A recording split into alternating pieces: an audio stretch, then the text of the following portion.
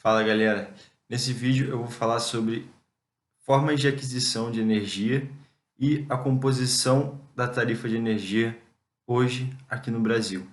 Se você quer saber sobre isso, fica aí com a gente. Proporciona qualidade de vida aos 200 milhões de brasileiros. E a conta de energia é uma das contas que pesa na casa de cada um. Ecologia com tecnologia. É refletir sobre a maneira como a gente utiliza esses recursos. Ele nunca é um fim, ele é um meio. E aí galera, tudo bem? Estou gravando aqui da minha casa, né? Então, como eu falei, hoje o nosso assunto são as formas de adquirir energia, né? E o que compõe a tarifa hoje no Brasil, certo? Hoje existem, em grosso modo, duas formas de aquisição de energia: o ambiente de contratação regulado e o ambiente de contratação livre, mais conhecido como mercado livre de energia, né, no formato comum. Bem, vamos lá. O ambiente de contratação regulado é o ambiente no qual todos os consumidores residenciais fazem parte, né, eu, você, nas nossas casas e residências, né, no qual as concessionárias, né, ou seja, as empresas distribuidoras de energia que detêm uma concessão, por isso o nome concessionária ou distribuidora, ambos os nomes são utilizados, ela faz todo o processo, né, desde distribuição e 2, comercialização da energia, certo? Então, ela pega a energia que chega das concessionárias de transmissão, né, que são as longas distâncias, até uma subestação. Da subestação até o nosso consumo final, essas empresas, né, concedidas concessões pelos estados, às vezes parcerias públicas privadas, né, às vezes estatais, fazem todo esse trajeto desde a subestação até a entrega para nós. E o que acontece? Essas concessionárias, né, as concessionárias, elas são responsáveis, né, por adquirir também a energia. Sim, se você não sabe, uma concessionária Light, Eletropaulo, Celesc, Cemig, ela não detém de energia, ela não produz energia. Então, o que ela faz é revender a energia de algum gerador. Ou seja, ela repassa o custo da tarifa de energia que ela paga para você, consumidor final, certo? E, além disso, ela tem que pagar a tarifa de transmissão, que muitas vezes vai ser de outra concessionária de transmissão, não de distribuição, e vai cobrar, naturalmente, pelo serviço dela mais essencial, que é a distribuição. Bem, é importante falar aqui sobre a composição, né, do Sistema Elétrico Nacional, certo? Basicamente, antes da gente continuar, é importante a gente saber disso. Basicamente, o Sistema Elétrico Nacional ele é composto de 4 grandes atividades, 4 grandes etapas até que a energia chegue na nossa casa. A primeira delas é a geração de energia por si mesmo, né? Nos últimos vídeos eu vim falando aqui sobre geração própria, né, sobre geração de energia solar, né, no qual o próprio consumidor gera sua energia e é considerado uma geração distribuída. Mas isso ainda é, né, uma parte muito pequena de toda a energia consumida do nosso país. Então, em grande parte, existem geradores, né, de grande escala. Hoje, nosso país ainda é predominantemente hidráulico e hidrelétrico e tem uma grande composição de térmicas, né? A composição de hidro, né, da fonte hídrica de energia elétrica representa mais de 60%, né, e a fonte térmica representa mais de 20%, embora a elétrica, a eólica, venha aquecendo bastante, já atingindo aí cerca de 8, 9%, certo? Então, a primeira etapa, geração. A segunda etapa, que é a transmissão dessa energia gerada por grandes linhas de transmissão, né? Essas linhas elas não têm muita transformação de tensão, não tem muitas transformações ao decorrer dela, então ela segue um padrão mais homogêneo, né? Eu vou falar dessa forma para não entrar em termos mais complicados, como impedâncias e coisas do tipo. Então, eu vou falar que ela segue de forma mais homogênea, certo? Ela enfrenta menos oscilações, não é que nem quando ela chega nas cidades, onde as redes de distribuição, a gente observa os postes, né? Alguns lugares como esse aqui, essa bagunça, né? Em que tem muitas ramificações, né? E elas têm que correr ruas e se desdobrar, certo? Então, a transmissão, que normalmente existe uma concessionária responsável por essa parte, e a distribuição, que é a parte que sai de uma subestação, onde aquela energia que chega da transmissão, ela sofre uma grande transformação de tensão e de outros parâmetros, para que ela possa chegar à nossa casa, né, na tensão adequada, com as propriedades elétricas satisfatórias para os nossos equipamentos, para que não haja nenhuma curto-circuito, nenhuma sobretensão, nada que vai fazer com que a rede falhe, né, e os equipamentos queimem, certo? E por último, a última parte, que é a comercialização, beleza? Então, basicamente, 4 etapas, né? Geração, transmissão, distribuição e comercialização, beleza? Hoje, voltando aqui, o mercado cativo de energia, ou ACR, né, ambiente de contratação regulada, dá o poder às concessionárias de fazer a parte da distribuição, assim como a parte da comercialização. Desde a década, né, dos anos 2000, foi criado o ambiente de contratação livre, como eu comentei aqui. Qual a principal diferença do ambiente de contratação livre para o ambiente de contratação regulada? Eu vou chamar a partir de agora de mercado livre. No mercado livre de energia, o consumidor final pode escolher de quem ele quer comprar essa energia. Então, você, consumidor final, escolhe de qual usina do país você vai estar comprando a sua energia. Por que que isso faz alguma diferença? Por que que isso é bom? Vamos lá. Aqui alguns conceitos de economia, certo? Quando você está comprando a energia em um lugar onde tem vários mercados para te vender, naturalmente esse preço vai ser menor. E naturalmente vão ter mais opções de entrega dessa energia.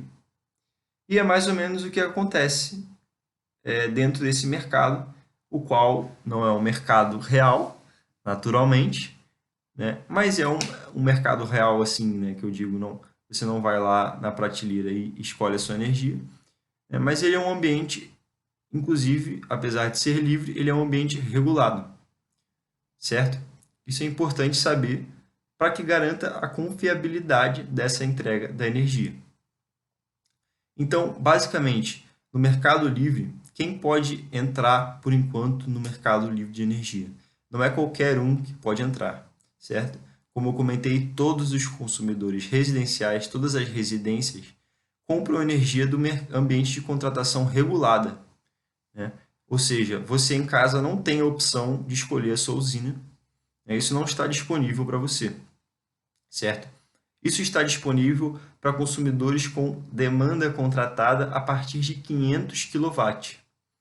Né? O que isso significa, certo? Muita gente que não está na área e é um consumidor residencial não sabe, não tem nenhum significado essa palavra de demanda contratada, certo? Então você é um consumidor de baixa tensão, né? E você paga pelo seu consumo, certo? Existe uma tarifa da energia, né? Que essa tarifa, somada com a tarifa da transmissão e a tarifa da distribuição, que eu comentei antes, por isso é importante ter esses conceitos, e somado aos impostos, você sempre vê lá na sua conta, você tem o PIS, você tem o ICMS lá na sua conta, certo? Que é multiplicado, né, pelo valor da tarifa, certo? E esse valor da tarifa, ele por sua vez é multiplicado pela quantidade consumida, né, verificada no medidor de luz na sua casa, na sua unidade consumidora, certo? Para o mercado livre de energia, né, somente são aceitos clientes de alta tensão. Quando você é um cliente que está em alta tensão, você tem que ter obrigatoriamente uma demanda contratada. O que significa na prática isso? A demanda contratada vai ser o máximo de energia, o pico de energia que as suas curvas de consumo atingem.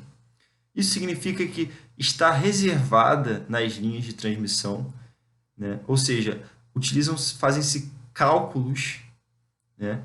Esses cálculos são feitos através de um método que chama-se fluxo de potência, que é um método muito importante hoje ainda na área de elétrica, no setor elétrico brasileiro, para ver se aquela linha de distribuição e de transmissão aguenta aquela quantidade para chegar até a sua casa. Elas não têm limite infinito, né? E também existem padrões, bandas de tensão que têm que ser obedecidas, certo? Bandas de corrente que têm que ser obedecidas.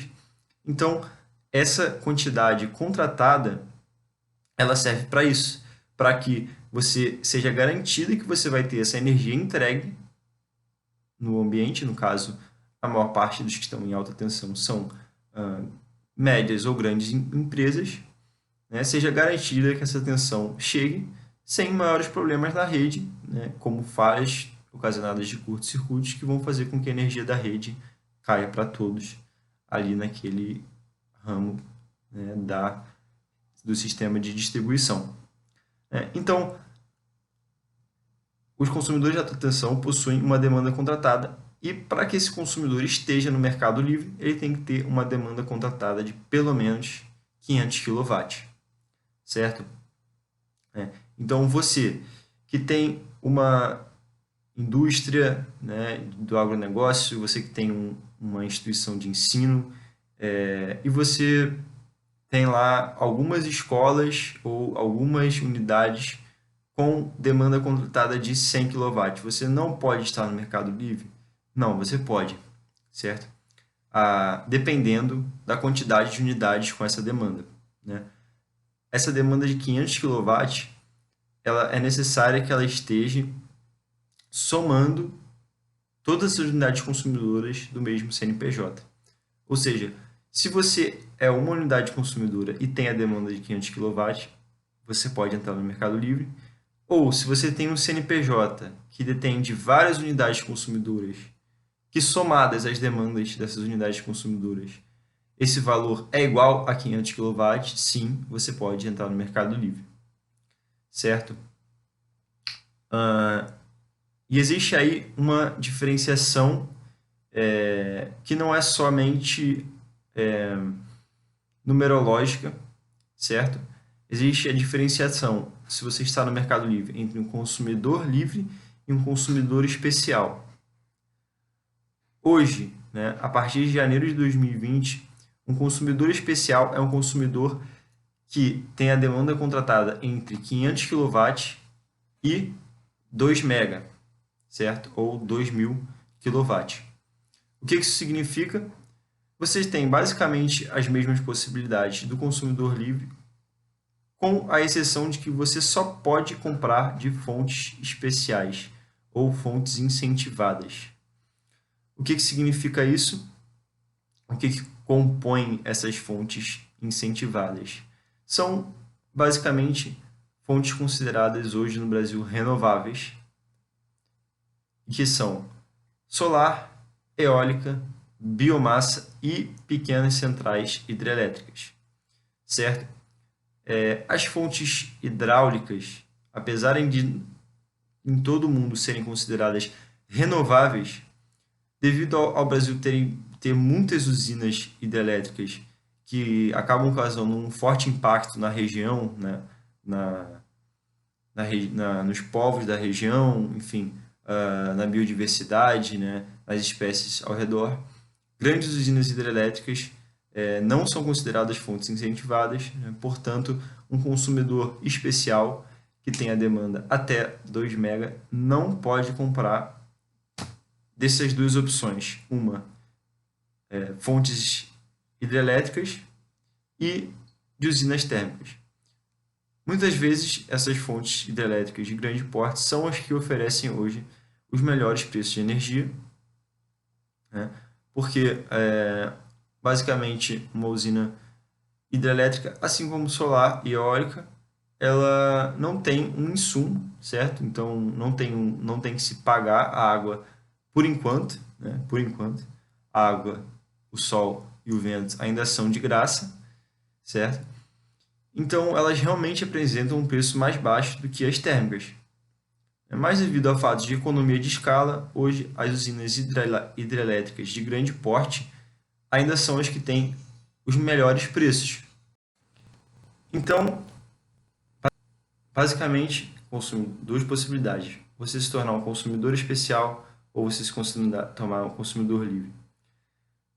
No final do ano passado, em dezembro, foi decretada uma portaria do Ministério de Minas e Energia de que esse limite de 2 mega vai continuar caindo nos próximos anos, certo? Então, a partir de 2021, vão ser considerados consumidores livres a partir de 1.500 kW, ou 1,5 MB, a partir de 22, 1 MB, e a partir de 2023, todos os consumidores acima de 500 kW vão poder adquirir energia de qualquer fonte, não somente das fontes incentivadas. Apesar de ser uma limitação, o que isso fornece de bônus para os compradores, os consumidores especiais? As fontes incentivadas de energia, elas detêm, por um subsídio do governo, elas detêm de um desconto das tarifas de transmissão e de distribuição, conhecida como TUST e TUSD, certo? Então, hoje tem um desconto até 50% dessas duas tarifas, para quem compra de fontes incentivadas. Ou seja, soma-se duas questões, né? Hoje, os consumidores livres, eles detêm de uma grande redução na tarifa de energia, como eu comentei, que representa grande parte da tarifa paga total pelos consumidores. Ou seja, hoje essa tarifa de energia, você comprando no Mercado Livre, ela é entre 20% e 30% mais barata do que sendo comprada diretamente da concessionária. E caso você seja um consumidor especial ou compre de uma fonte incentivada, mesmo sendo livre, você tem ainda um desconto de até 50% dessas duas tarifas. E, naturalmente, você continua pagando os impostos. Os impostos não tem nenhuma diferença, certo? Mas uma pergunta que surge muito, né? E se a minha usina na qual eu estou contratada não gerar aquela energia? E se ela não entregar essa energia? Bem, aí é que entra a parte dos serviços de TUST e TUSD, certo? Você, enquanto um consumidor do Sistema Interligado Nacional, continua pagando as tarifas. Logo, o Sistema Interligado Nacional ele é feito de maneira que geradores que estão gerando mais possam suprir possíveis falhas, né, ou que não sejam garantidas as energias contratadas de outros geradores, certo? Existe um conceito considerado energia de reserva, ou seja, existem usinas conectadas ao Sistema Interligado Nacional que cobrem possíveis déficits, né, caso não seja entregue a garantia física das usinas. Quando uma usina entra no Sistema Interligado Nacional, ela necessariamente necessita projetar uma garantia física, ou seja, quanto aquela usina garante que ela vai entregar, certo? Sobre uma condição até mesmo de escassez, né? Ou seja, de baixa chuva, baixa quantidade de chuva, né? Não estou falando aqui especificamente sobre hidro, né, que compõe a maior parte do sistema, mas isso daí vale para todas as usinas, ou seja, qual que é o mínimo que essa usina consegue entregar mensalmente, ou enfim, de acordo com o período estipulado, certo? Então, independentemente de você estar no mercado livre de energia, a energia só vai deixar de chegar para você caso haja uma falha na rede da concessionária. Essa energia continua sendo entregada para você. E quem garante isso? Quem faz esses contratos hoje no Brasil, certo? Porque para que você passe a comprar energia diretamente de uma usina, você precisa de um contrato, certo? Você vai entrar em uma nova modalidade, as suas faturas vão vir de uma outra forma, né? Tudo vai mudar, né? Quem que faz toda essa parte é a CCEE, né? Está aparecendo aqui do lado, Câmara de Comercialização de Energia Elétrica, certo? É uma espécie de comissão de valores, ou seja, uma espécie de órgão, né? Assim como existe um órgão para regular a Bolsa de Valores, existe a CCEE, que regula todos os contratos de energia elétrica do país, certo? Então, para você poder vender energia no país, você precisa estar registrado na CCEE, né? Ou seja, e para você comprar energia, você precisa estar registrado na CCEE, né? Na CCEE, demora-se para todo esse processo pelo menos entre 6 e 9 meses, né? Nada é feito com menos tempo do que isso. Existem algumas obrigações burocráticas que precisam ser cumpridas, certo? Às vezes é necessária alguma adequação na entrada de energia vinda da rede, certo? E todos esses processos ele tem um certo tempo, né? E todos eles são registrados, catalogados, né? Quem que pode vender essa energia, né? Ou seja, de quem que você, se você tem uma empresa, de quem que você pode comprar essa energia? Existem 3 opções, né, de compradores, né?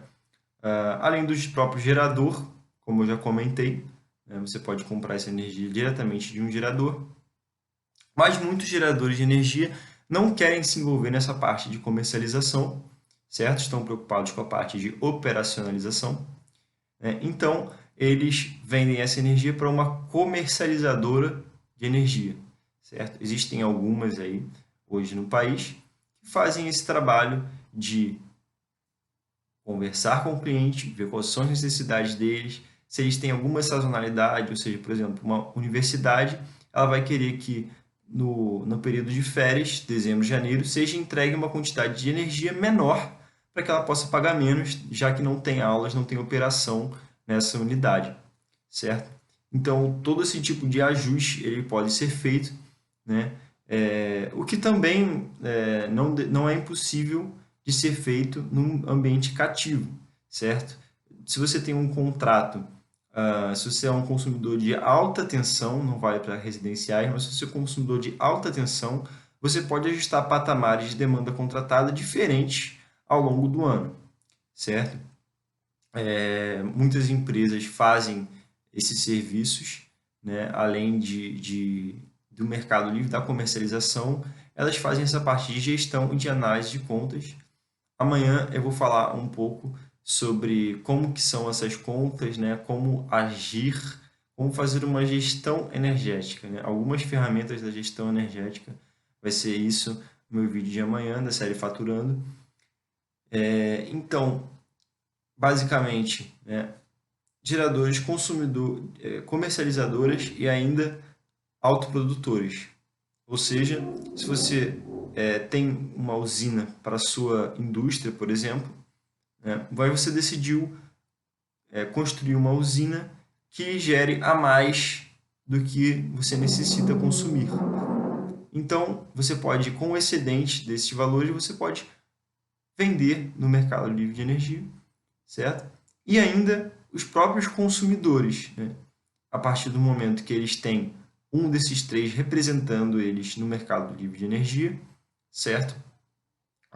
Você pode, daquilo que sobra do seu consumo, ou seja, você contratou 2.000 kW, mas você só consumiu 1.000 kW e 900, o restante você pode comercializar no mercado de curto prazo.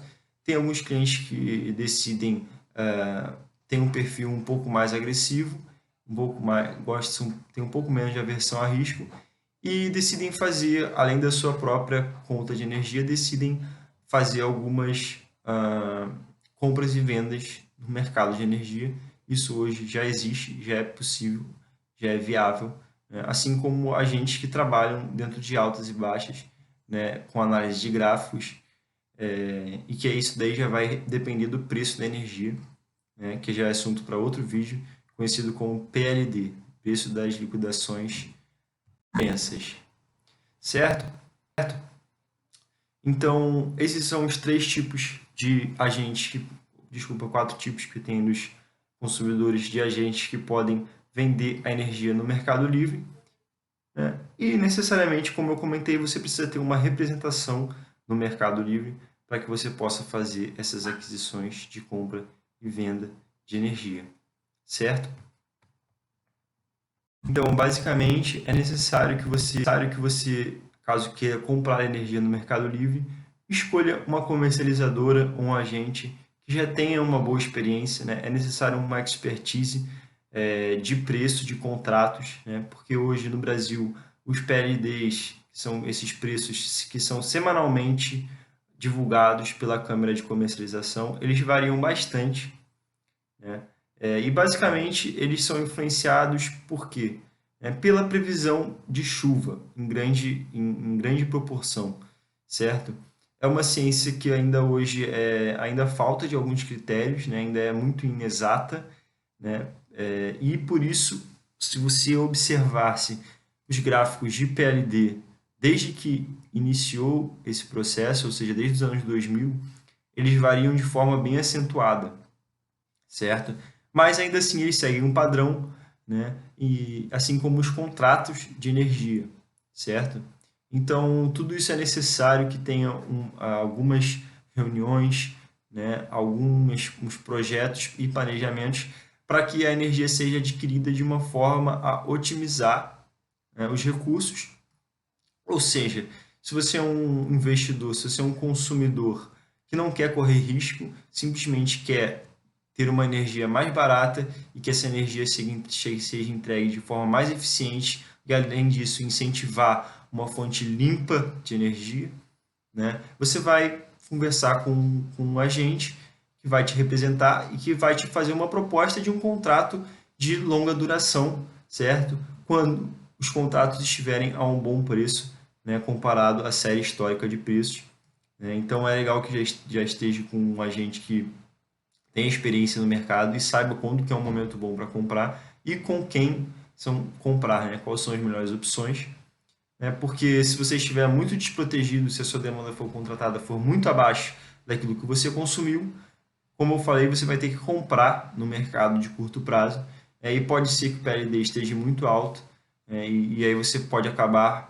pagando mais caro, né, do que se você estivesse com a sua concessionária, ao ponto que se você fizer uma boa estratégia, né, essa economia com energia ela pode passar 30%, né, e você ter uma indústria aí que consome, né, na faixa das centenas de milhares ou dos milhões ou nas centenas de milhões de energia anualmente, né, ter uma economia com seus custos muito significativos.